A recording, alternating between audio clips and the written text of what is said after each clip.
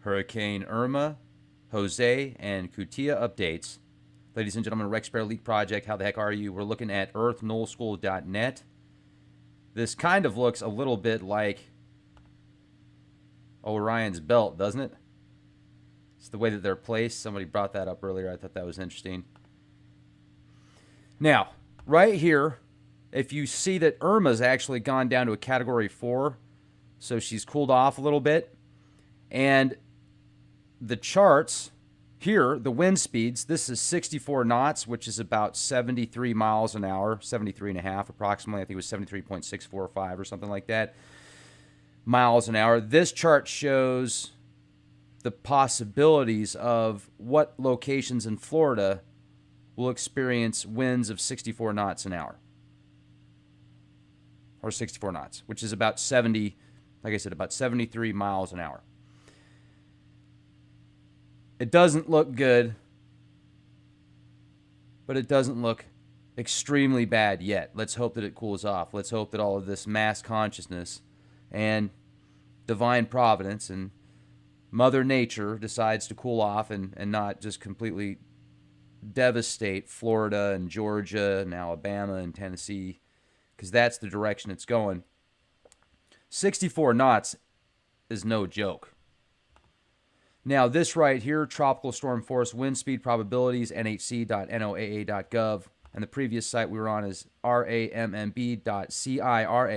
Well, I'll leave the links in the video description box, you guys. I mean, they're long descriptions. But you can see Jose right behind Irma, and this is showing the probability of an average of 39 mile per hour winds. Looks like the majority of Florida could get hit with some pretty strong winds. So, you know what they say about the three pigs. Hopefully your house isn't built out of straw. Okay, that was cheesy. But you get the point. Concrete, still enforced. That might be the way to go if you live on the coast. Just build it extremely strong so it'll withstand 250 mile per hour winds. Why not? If you're going to go for 200 miles an hour, go for 250. Then that way you probably won't have to worry about it for quite some time. Even on the coast. How cool is that? Tsunami, whatever. Cat 5, Cat 6. I know a Cat 6 doesn't exist yet, but they were saying that they might have to raise the bar because this has been the most extreme hurricane that the Atlantic that we've recorded in the Atlantic, according to several articles. So I'm sure there's somebody out there that says, no, there was one stronger back in 1874. It's on record. Look it up. So that's what these guys say. It's pretty darn big. It's pretty intense. The size of it, it's literally larger than Florida, this hurricane. And the one behind it's a Cat 4 now also. Look at this. This is USA Today. You can go to the size of the Hurricane Irma versus the size of Florida. And then an ad comes on. Great. But this is Hurricane Jose right here.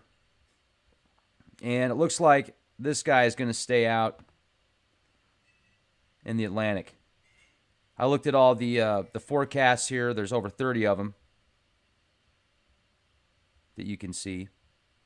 This is a great website, myfoxhurricane.com. So this is Hurricane Jose. Let's zoom in a little bit more here.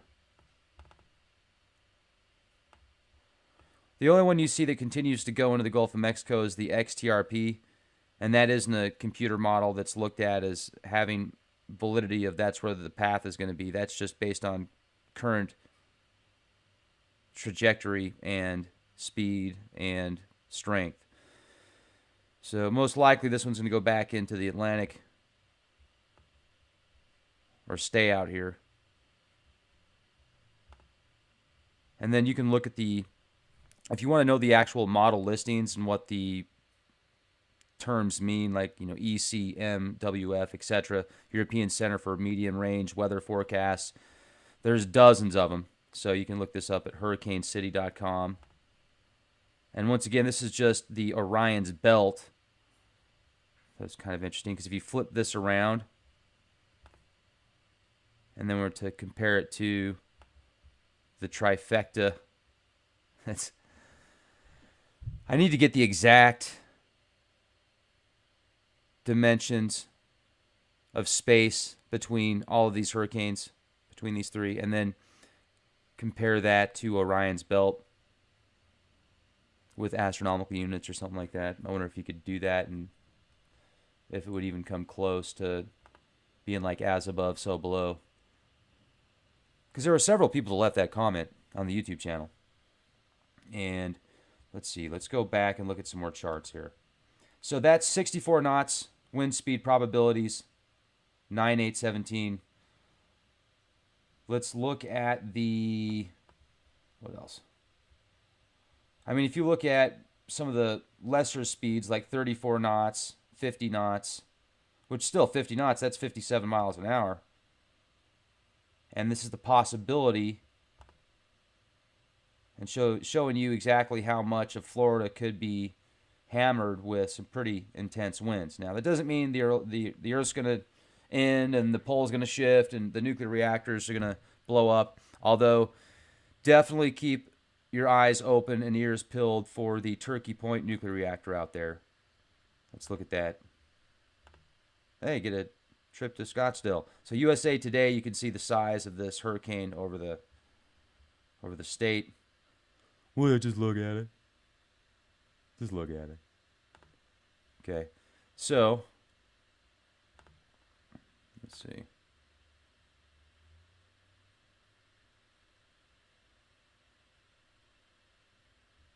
Look at this. Hurricane Irma, latest forecast, track shifts to the east. Well, that's good. Or is it? I just don't see how it's going to do that naturally with the current jet streams. So either it's going to be mind over matter or it's going to be some type of weather manipulation, in my opinion, because you can see these forecasts here. And if anything, it looks like it'll either roll back out or it'll roll into the Gulf Coast, out there by Louisiana, Alabama, Georgia, inside of Florida. That all these projections are showing it go up the coast there. So it's interesting. What else did I want to share with you guys? Okay, that's right. Here we go.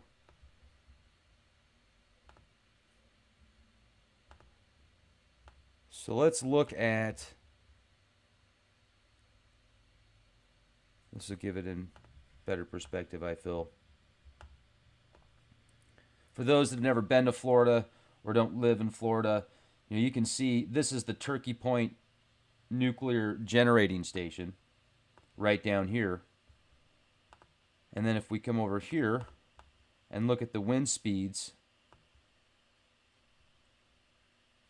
this power plant can probably withstand 200-mile-per-hour winds. I mean, most of these nuclear facilities are designed to withstand some serious weather. So I'm going to do more research and find out exactly what these things are designed to withstand, because it would be good to know if you're in the area, if that's another situation that you need to be worried about. I mean, that's close to Miami, not far from Fort Lauderdale, West Palm Beach. And then we go back to these wind speeds here, 50 knots. That's not going to cause, I don't think that's going to cause any damage to concrete by any means. Some of the older homes, if you're not inside, I mean, is it going to be pretty intense? Yeah, it's going to be pretty intense. It's probably not going to be good for some of the older roofs. But I don't think it's going to be anything too serious. It's good to see that the wind speeds are actually slowing down. That is a very good sign. Now, this is over 70 miles an hour. So now we're at about 73.6 miles an hour.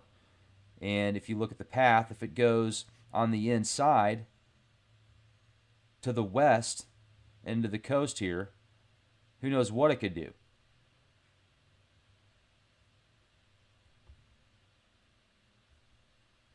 Let's see here.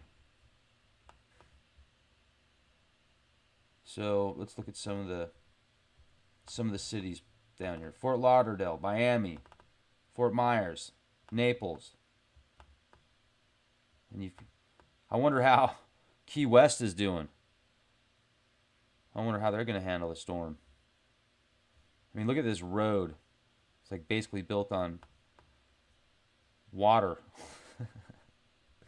Wow, that'd be fun to go out there. I heard there's more cats than people in Key West, though. That's not anything exciting to me. Watch out for the toxoplasma. Orlando seems to be pretty far inland. Let's see what we're looking at here. Time will tell on that.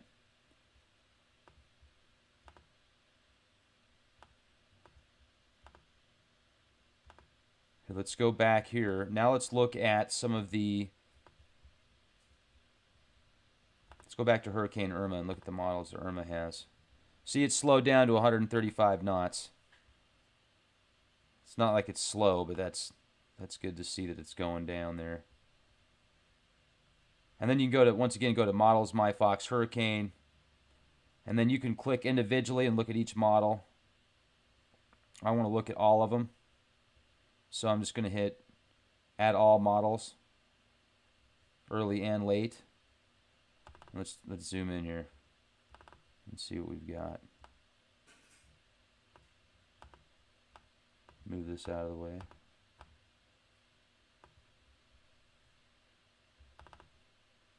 South Dakota's looking pretty safe right about now. Maybe I'll take off to my bunker for a little while. And hope that I can come back to San Antonio without it being a madhouse. Oh, and just so you know, I saved the best for last. I'm going to be interviewing 2 people that went out to Houston helping others. And some of the stuff they saw and people they met is, wow, spooky. You know how oftentimes I talk about people are 2 steps away, 2 IQ points away from zombie status? Let me just give you a couple of quotes of what they said. And it's Anna Kahn and Brian Richmond. I might have said her last name wrong, but very nice people. And I overheard them because I listened to the podcast. I usually don't listen to a 2-hour show. I listened to this show that they did, and it was great. And ex-military guys were rescuing people for a few days on ATVs. Then they were stopped by alphabet agency guys and marshals saying that they couldn't be in that area. They saw hardly any Red Cross. There were 4 p.m. curfews in some areas. Gangs and thugs were taking over areas, specific gangs actually. And the relief efforts, people were more concerned about people getting their tetanus shots than giving them food. Certain areas, rescuers were asked not to go door to door because of the situation of gangs taking over and shooting at people. And Anna said that it reminded her of something out of The Walking Dead. So something out of The Walking Dead. Zombies. Hello. She said, you want to go see what it's like during an apocalypse? You should go down there in Houston and see what it's like out there. What have I been saying? People, if they're not prepared, most people, not all people, but most people, if they're not prepared, especially in big cities, are 2 IQ points away from zombies. And guess what? They're coming on the show. They're going to share with us their experiences and see if they got some footage. I'm sure they got pictures and stuff like that. So I cannot wait to hear what they saw out there, how it was. And local law enforcement was even asking people that were armed to help protect certain resources. So what do you think about that? Maybe it's a good thing that America has more firearms than people. I mean, maybe there's a reason China doesn't want us to have guns. Anyway, I'm just saying. But yeah, I'm looking forward to that. And let's take a look at these charts again. Zoom in a little bit here.